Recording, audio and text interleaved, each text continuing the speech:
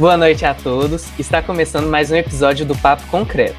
Hoje quem está falando com a gente é a Estela Santana e representando o PET está eu, Gabriel e a Daiane Castro. Olá pessoal, meu nome é Daiane Castro, como o Gabriel já disse. Sou uma das representantes do PET e gostaria muito de dar as boas-vindas à nossa convidada para falar sobre o tema As Barreiras que as Mulheres Enfrentam no Meio Profissional. Gostaria de convidar a Estela Santana. Seja muito bem-vinda, Estela. Obrigada, Daiane. Obrigada, Gabriel. Boa noite a todos e a todas. Conforme apresentado, eu sou Estela Santana, sou professora na Rede Municipal de Ensino aqui de Uberlândia. Tive esse convite honroso, gratidão por esse convite, que é um tema super importante para a gente estar falando, em especial em um curso que a gente sabe que a maioria é homem, né? Então, que bom que vocês estão tratando esse tema. Só para fazer um comentário, assim, aconteceu uma coisa histórica, mas teve a última turma que entrou agora na engenharia civil, ela teve maioria mulher do que homem, você acredita? Histórico mesmo. E acabou de falar isso, né? Ele tirou da minha mente. A minha turma, quando eu entrei, a minha turma já era 50, já foi 50-50, que já foi um número bem grande de mulheres. Aparentemente, as mulheres estão entrando cada vez mais dentro da engenharia. Verdade. Então vamos começar aqui com as nossas perguntas, né, os nossos questionamentos acerca do tema. E primeiro, Estela, a gente queria saber para você quais são os principais desafios que as mulheres enfrentam diariamente no meio profissional. Vocês saberiam nos dizer a respeito? Sim. Olha, os principais desafios para as mulheres são principalmente a questão salarial, né? O salário da mulher não se equipara ao salário do homem, então esse é um desafio. Os direitos trabalhistas garantem a questão da igualdade indiferente do sexo. No entanto, não é isso que acontece na prática. Os salários mais altos pertencem aos homens. Os cargos de chefia, quem ocupa são os homens. E quando a gente faz o recorte em relação à mulher negra, ainda está muito aquém. Então, esse é um desafio, a questão salarial. A dupla jornada, a maternidade, a carreira, também é uma questão social que afeta a mulher a estar no mercado de trabalho. Por que dupla jornada? A mulher, ela trabalha, né, ocupa aí os espaços profissionais, e além de que tem que ser dona de casa, ter, entre aspas, né, que deveria ser compartilhado esse serviço, essa tarefa doméstica. Tem a questão da maternidade, então ela tem que lidar com os filhos, e muitas vezes esse lidar com os filhos, essa questão doméstica é solo. Então a mulher fica sozinha. E em muitos dos casos, as mulheres, elas acabam deixando o serviço por conta dessa dedicação, dessa dupla jornada. E, de acordo com o IBGE, as mulheres elas dedicam, em média, mais de 20 horas por semana às atividades de casa, enquanto já os homens dedicam menos de 11 horas semanais. Então, isso faz com que a mulher deixe de estar, muitas vezes, aí no mercado de trabalho.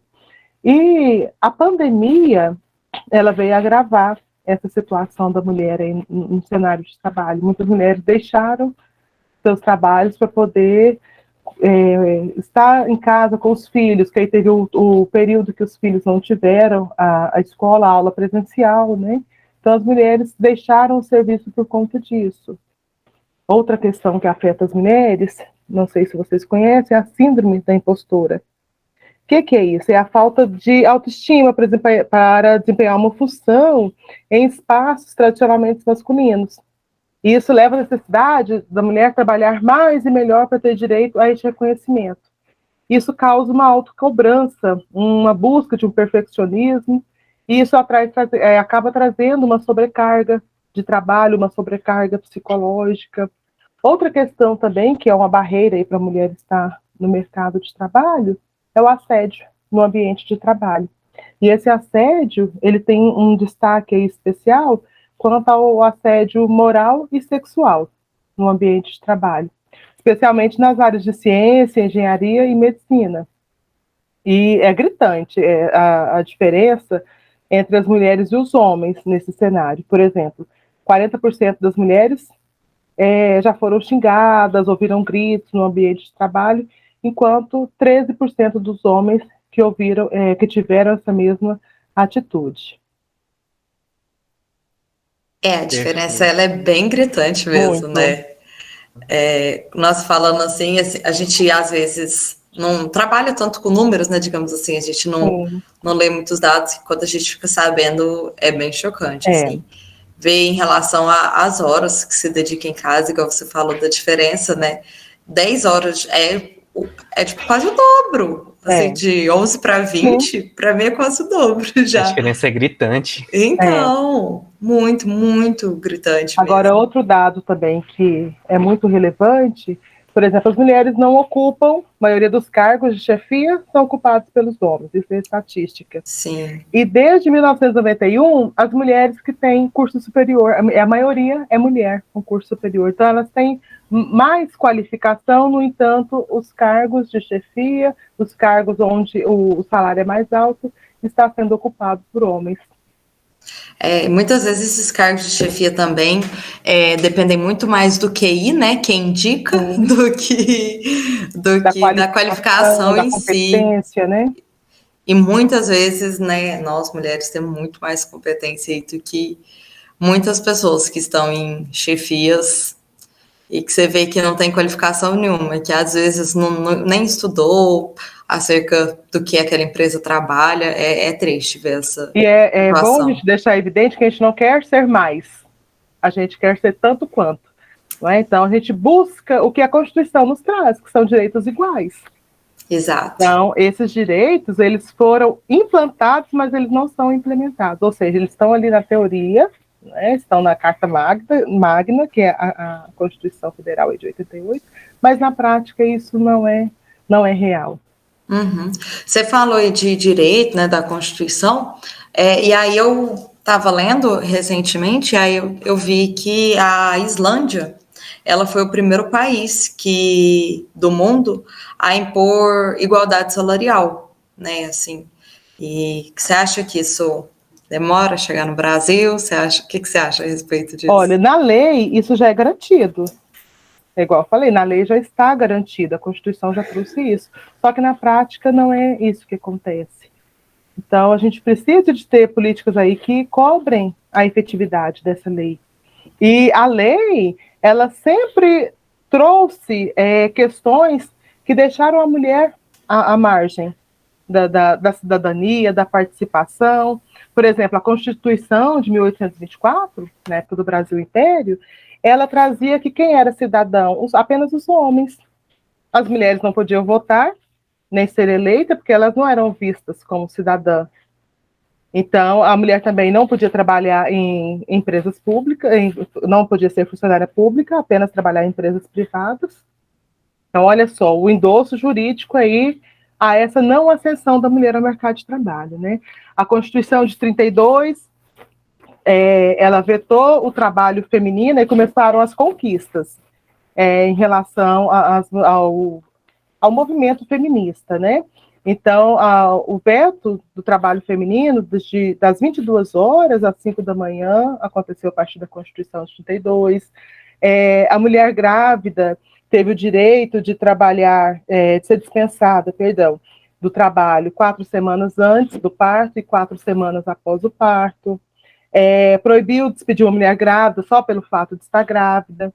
Então, as leis vieram, assim, modernizando, mas há muito as leis deixaram a mulher à margem dessas leis. Em 34, consagrou pela primeira vez a igualdade entre os sexos. Então, foi proibido que por ser mulher ou ser homem tivesse diferença salarial. Agora, olha só, em 1934, depois a Constituição de 88 veio reafirmar isso. Né? A Constituição de 37 é que deu direito às mulheres ao voto.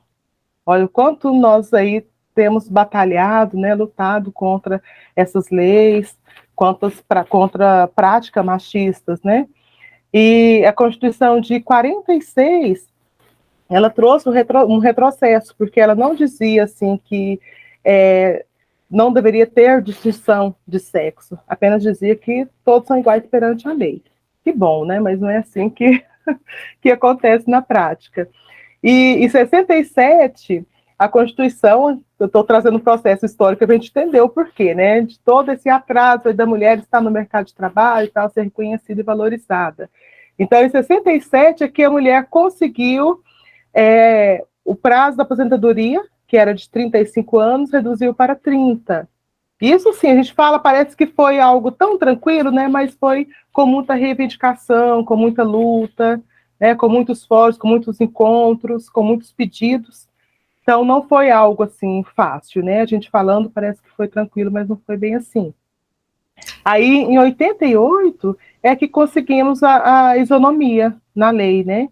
Que todos são iguais perante a lei, sem distinção de qualquer natureza, de gênero, de sexo, de etnia, de raça e tal. Então, assim, foi tudo muito moroso. Aí, na Constituição de 88, que deu o direito da mulher a ter 120 dias, ou seja, 4 meses, né, de licença maternidade. Outra questão que tem na Constituição Federal em relação às mulheres é a assistência gratuita aos filhos dependentes desde o nascimento até os 6 anos de idade em creches. Mas a gente vê a realidade aí. Aqui em Uberlândia, por exemplo, eu sou da área da educação, falo com segurança. Existe uma fila enorme de mães aí que colocam o nome das crianças na lista de espera e não conseguem vaga em creches e pré-escolas, são as escolas de educação infantil. Então, como essa mulher vai estar no mercado de trabalho se ela não tem aonde deixar os filhos? E a gente sabe como a nossa sociedade é uma sociedade patriarcal, que quem cuida dos filhos, na maioria das vezes, é a figura feminina, é a mulher, é a avó. Então, como ela vai para o mercado de trabalho se ela não tem aonde deixar essa criança? Então, tudo isso vai dificultando essa mulher estar aí nesses diferentes espaços profissionais. Sim, é uma realidade, a nossa realidade ela é bem intrínseca com essa questão do patriarcado. E você falando até, me lembrei de uma coisa que uma professora minha falou, que é muito comum, tipo, é uma coisa que está tão enraizada que, por exemplo, você chega numa criança ou no marido e pergunta para ele, você ajuda sua mulher nos afazeres de casa? E é uma coisa rotineira, é tida como pergunta comum, mas se você for para pensar, todos eles moram na casa juntos, então não é uma questão de ajudar, é uma distribuição de fazeres. Sim. E é uma coisa muito rotineira, é uma coisa que é tipo um hábito falar. Então, é uma dificuldade ainda maior nessa questão dos passos do avanço. Sim. Então, essa pergunta até é um pouco mais minha do que a gente recebeu, sobre essa questão, porque já tiveram bastantes avanços, só que esses avanços retardados por conta do machismo, da nossa realidade e tudo. Então, eu gostaria de saber de você, nessa questão do nosso contexto político, social de hoje, e com essa questão dessa quebra de paradigma da pandemia, com essa volta no mercado de trabalho, você vê qual seria o retrocesso nessa questão dos avanços da mulher na inserção do mercado? Porque muitas pararam as atividades por conta da família, ou então não conseguiram manter seus empregos para ajudar no sustento da casa. Eu queria saber sua opinião sobre isso. Sobre o retrocesso que as mulheres passam. Então, a pandemia ela já veio agravar algo que já não estava bom, né? Não quer dizer que antes da pandemia estava assim, nós tínhamos alcançado um patamar e tal, não. Lógico que houveram avanços. Só que com a pandemia, com o contexto não só pandêmico, com o contexto que nós estamos vivendo aí na política nacional e mundial, não está favorável para a mulher, não é? Está muito difícil. E igual eu falei, a pandemia ela veio somente agravar o que já não estava bom. Então a mulher aí saiu do mercado de trabalho, o desemprego está grande, né? Então, eu sou professora e a gente lida muito com as mães, mais com as mães do que com a figura masculina, com a figura paterna.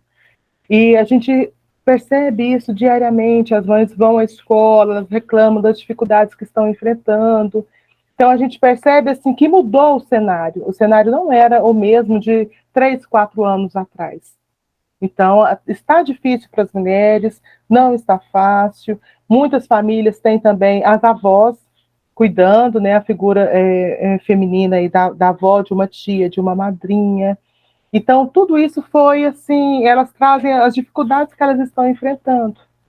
E até porque elas já não estavam assim no mercado de trabalho, e além de que os homens muitos ficaram desempregados, ou estão em subempregos. Então, tudo isso vem agravar essa questão. E quando nós fazemos um recorte em relação à mulher negra, e eu falo aqui com propriedade do meu lugar de fala, isso ainda é mais grave. Por quê? A mulher, quando é uma mulher negra, ela enfrenta dois preconceitos, que é a questão de gênero, né, por ser mulher, e a questão racial. Então, nessas relações aí de trabalho, há hierarquias, há privilégio e há práticas discriminatórias. Então, para a mulher negra, tudo isso ainda é muito mais difícil. Para vocês terem uma ideia, a mulher branca, ela recebe 60% do salário de um homem branco. A mulher negra, ela recebe 40% do salário de um homem branco. Então, os dados nos mostram isso, estatísticas nos mostram isso, eu trago isso até com base no dado do IBGE. Olha quanto a questão, ela não é só sexista, não é só classista, é também uma questão racial. É muito triste ver esses dados, né? Quando você traz para a gente, eu não tinha conhecimento, assim, em números, né? Não tinha. Mas é muito triste ver em relação a isso. Gabriel, você quer fazer a próxima pergunta? Você quer que eu faça? Pode ir, Day, eu faço a próxima também. Ai, tá perfeito. Você acha que existe alguma, como é que eu posso dizer, alguma porcentagem para avaliar em relação a como eram as mulheres no emprego antigamente, tipo assim, comparado com os anos atuais e anos passados, sabe? A porcentagem da mulher no mercado de trabalho. Você acha que é possível a gente fazer essa comparação, mesmo após a pandemia? Sim, não. Se pensar em anos atrás, melhorou, tá?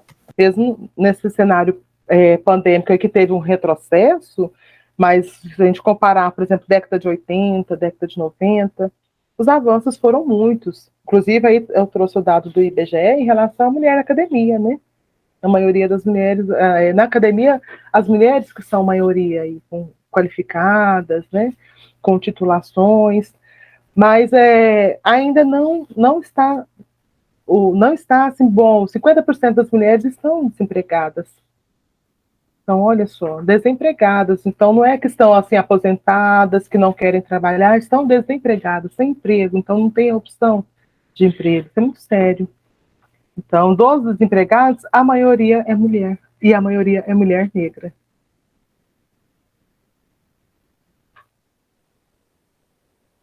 É uma realidade que, se a gente for pensar, o Brasil é um dos países com a maior miscigenação que tem, né? Então, quando se olha por fora, teve até aquela questão que, quando se olha por fora, parece que o Brasil é um país muito misturado, muito miscigenado. Mas você olhando por dentro, essa questão do nosso racismo presente na sociedade é uma coisa muito complicada, porque se eu pensar também essa questão das mulheres negras, você pode pensar, as mulheres já não alcançam trabalhos em cargos maiores. As mulheres negras, então, têm a dificuldade dobrada, igual a senhora falou.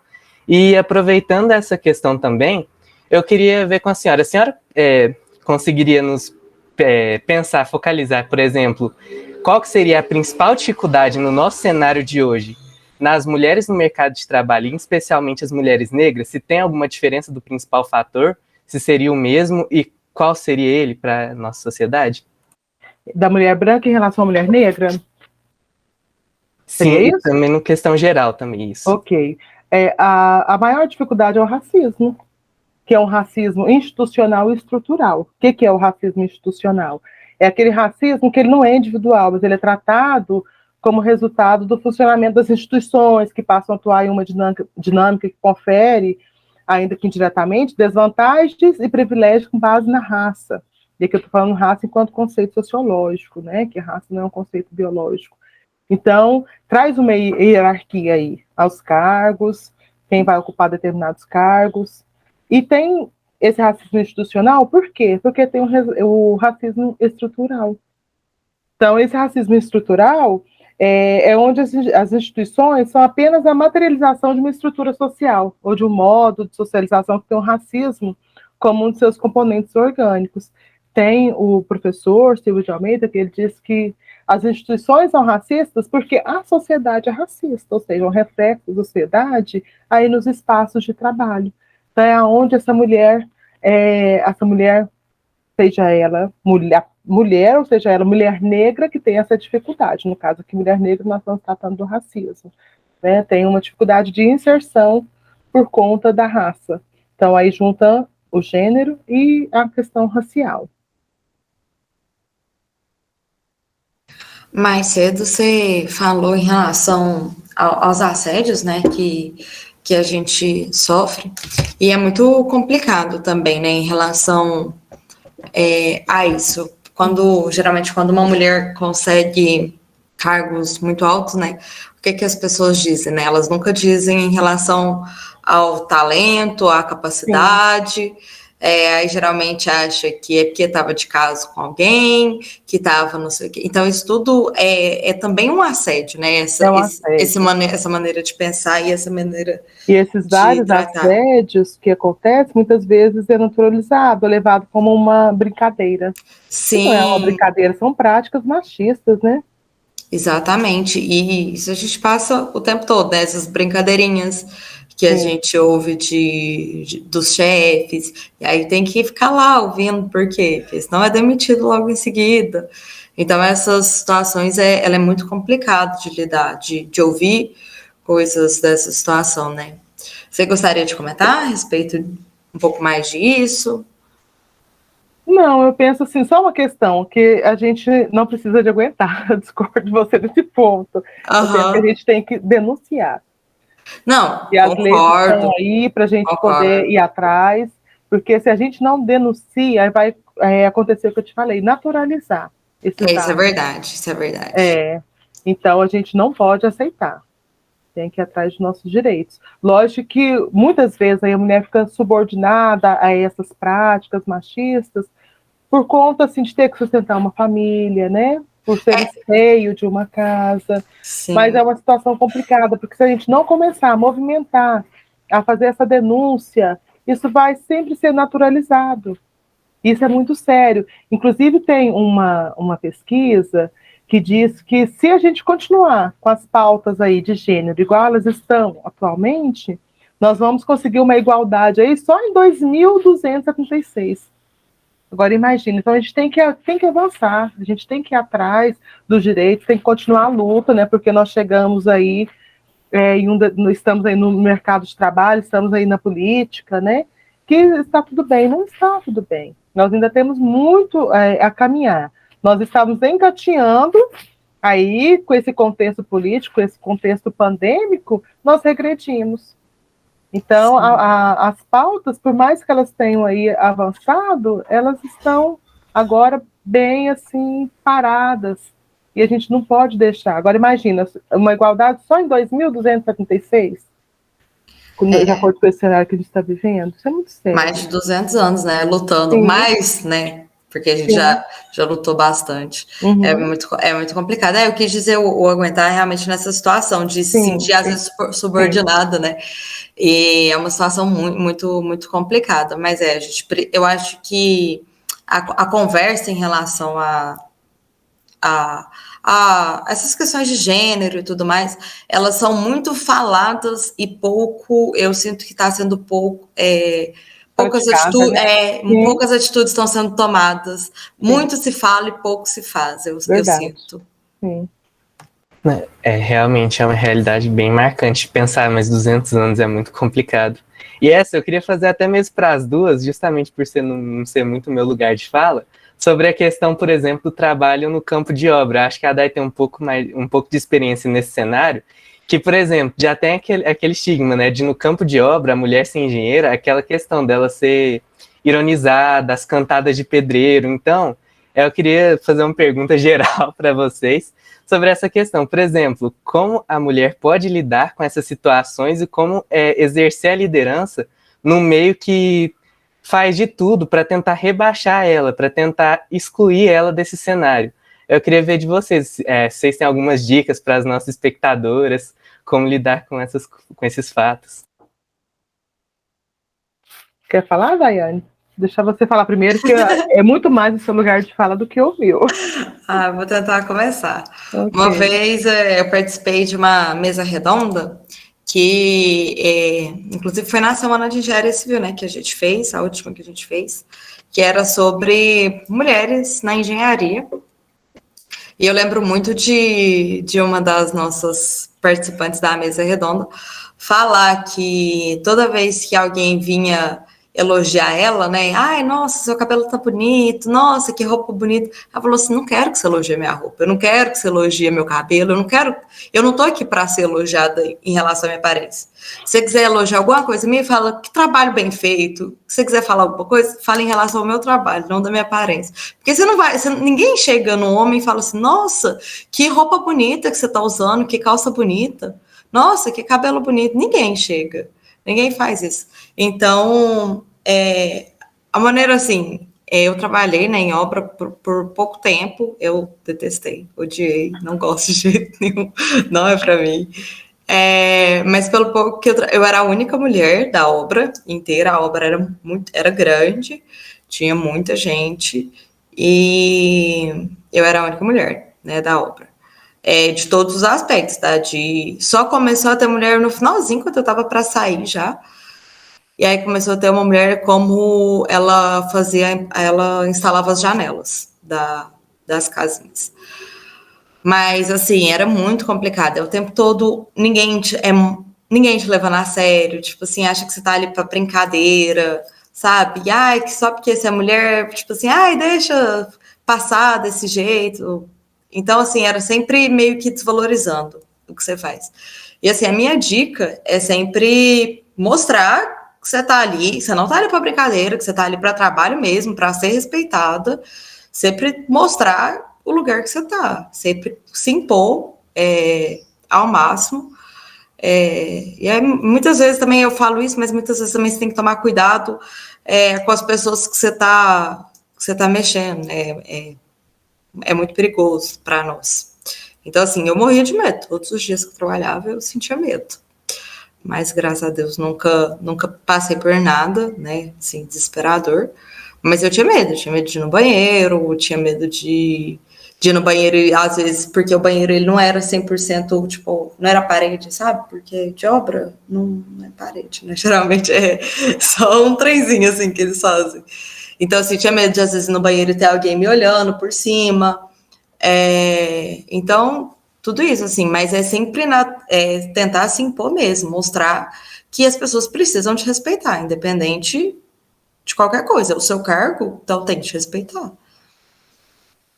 Isso.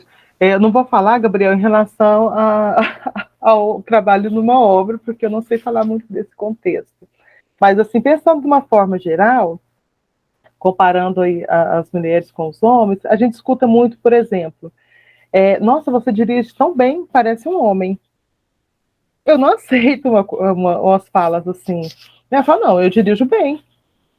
Igual a mim mesmo, eu dirijo bem e pronto. Então, esse tipo de fala, essa cultura machista, a gente não pode aceitar, igual eu disse anteriormente, a gente não pode deixar que isso seja naturalizado. Então, cada vez que tem uma fala, tem um elogio, como a Daiane disse, mascarado, né, de um preconceito, de gênero, a gente tem que debater. Fala, não, peraí, por quê, né, igual um homem? Você fala tão bem quanto um homem. Então é por isso que tem o que eu disse da síndrome da impostora, que a mulher ela retroage.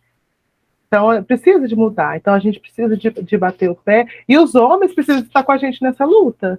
Que essa não é uma luta das mulheres, é uma luta da sociedade. Então a gente precisa de todos e todos nessa mudança aí dessa cultura. Perfeito, foram falas que eu achei ótimas, incríveis, com certeza. E realmente é uma coisa que eu tento ver todas as vezes, dessa questão de tentar. Porque, tipo, não basta só um lado tentar, né? Tem que ser toda a sociedade, em geral. E aproveitando essa questão, falando dessa questão justamente da política agora também. Você enxerga, nesse novo contexto político, que está tendo uma redução das mulheres na política, quais são os passos futuros da evolução do caminho das mulheres? você vê que pode haver um retrocesso maior com a continuação desse sistema social que a gente está agora? Ou que os manifestos a gente está conseguindo realmente, como uma sociedade, dar passos avançados ainda assim com essas crises que a gente está passando? Olha, o Brasil há quantos anos tem eleição para presidente, né? Quantas presidentas tivemos? Uma. E não cumpriu o segundo mandato dela. Então a gente vê o tanto que a estrutura aí política tem uma resistência, inclusive há cotas para mulheres nos partidos.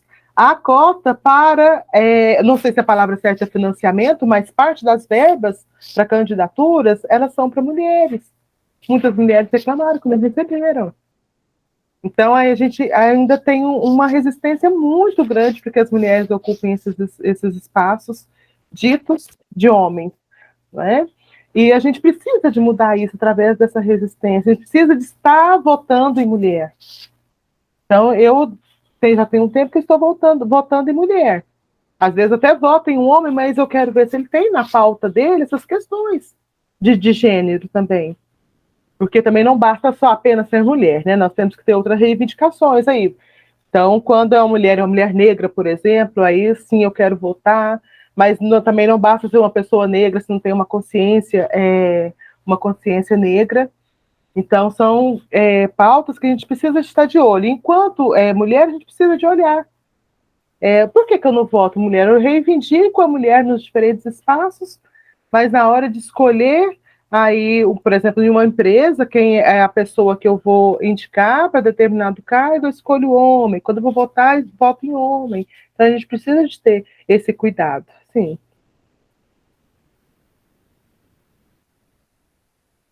Eu tenho essa preocupação também na hora de votar. Eu sempre busco votar em mulheres, ao não ser assim, quando tem poucas, né, candidatas e geralmente não tem consciência de gênero também, tá ali para defender o direito dos homens. Aí, se for para isso, não preciso também. Bom, deixa eu pensar mais uma perguntinha aqui.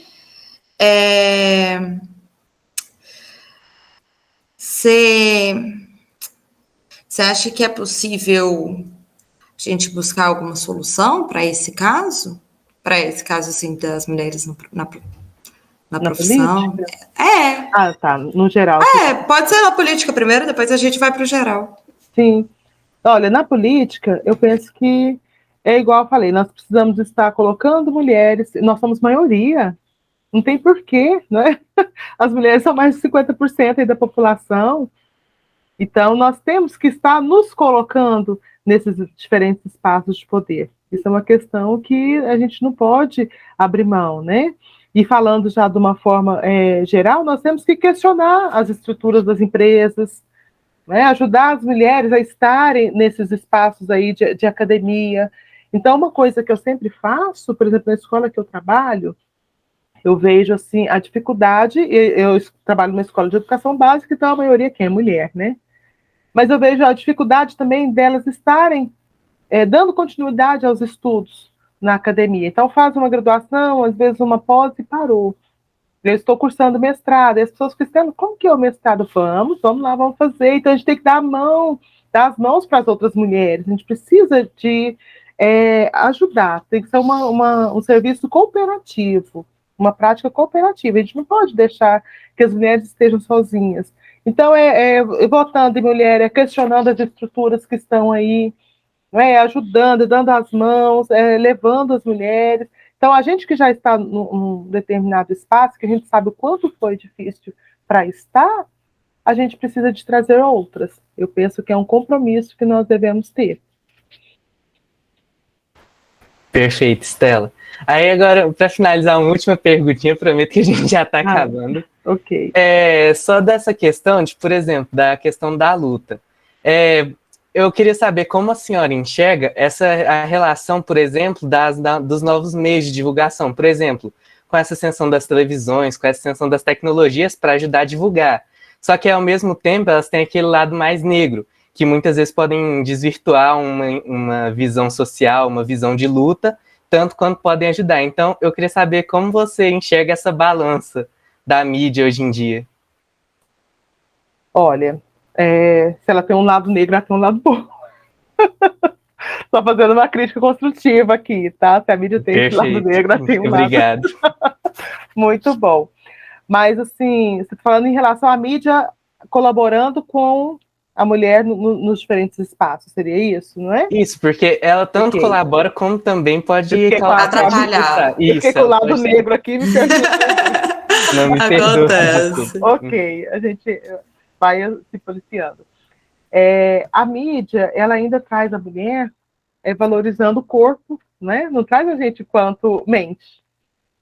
Então, a gente é o quê? A gente é corpo, mente e coração, né? Nós somos uns seres completos. Só que ela traz a gente enquanto corpo, principalmente. Principalmente a mulher negra. A mulher negra, sim, ainda é vista como um corpo hipersexualizado. Isso é muito ruim. Aí, quando nos traz em outro contexto, no contexto de emoção, é Dia das Mães, aquela coisa frágil, né? Como se a gente fosse somente frágil e tal. Muitas vezes não traz a gente enquanto cognitivo, enquanto pessoas pensantes. Observem, por exemplo, os jornais. Quem apresenta os jornais? A maioria é homens, repórteres, jornalistas, os apresentadores de programas.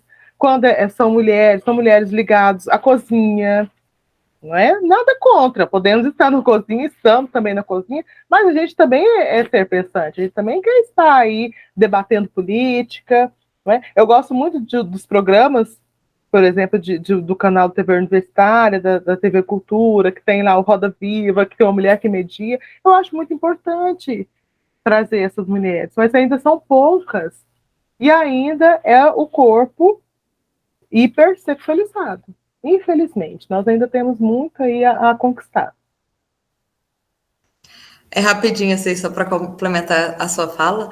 Até filmes, né? Filmes, novelas, séries e tudo mais, a gente pode ver isso, que geralmente a mulher, ela tá ali como só o corpo mesmo, romance, o amorzinho, ela não tá ali para mostrar o quanto ela é inteligente, para mostrar o quanto ela tem sucesso na carreira, e geralmente quando mostra uma mulher que tem sucesso na carreira, mostra que a vida, entre aspas, tá? Que a vida dela, além da carreira, é fracassada. Tipo assim, como se mulher na carreira não tivesse sucesso na vida pessoal. Sempre mostra muito isso na TV. E eu vejo isso muito negativo, tipo assim, de uma maneira muito negativa. Eu acho que, se a gente tem sucesso na carreira, a gente pode ter sucesso também na vida pessoal. Sim. Não tem nada a ver. E a gente consegue, não é, Daiane? E ainda anda de salto. Você tem um negócio que a gente sabe fazer, 1000 coisas ao mesmo tempo. Não é? Olha, a jornada de trabalho mostrou, né? A dupla jornada. Então a gente consegue. Mas isso é satisfatório? Não é. Né? Estamos aí adoecendo, com problemas psicológicos, psicossomáticos. Então a gente não tem que carregar o mundo nas costas. A gente precisa de parcerias. E aí entra o papel dos homens, da família, né? Não só dos homens, a gente está falando não só de casal, mas a gente falando aí de filhos, né? Da família de uma forma geral, que precisa estar conosco. Exatamente. Stella, gostaria muito de agradecer a sua presença. Foi muito importante. Puxão de orelha, Gabriel. Nós dois aqui já aprendemos muito hoje aqui, pode ter certeza. Foi uma conversa muito enriquecedora. Não, claro, sempre, crítica construtiva sempre é para melhorar. Exatamente. Eu que agradeço, Daiane, Gabriel, e quem mais está aí nos bastidores. O Will. Obrigada. Nossa equipe técnica. Isso. Obrigada pelo convite, viu? Pela mediação. Aprendo muito com vocês também. Foi muito gratificante. Obrigada demais, viu? Espero que nos encontramos em breve.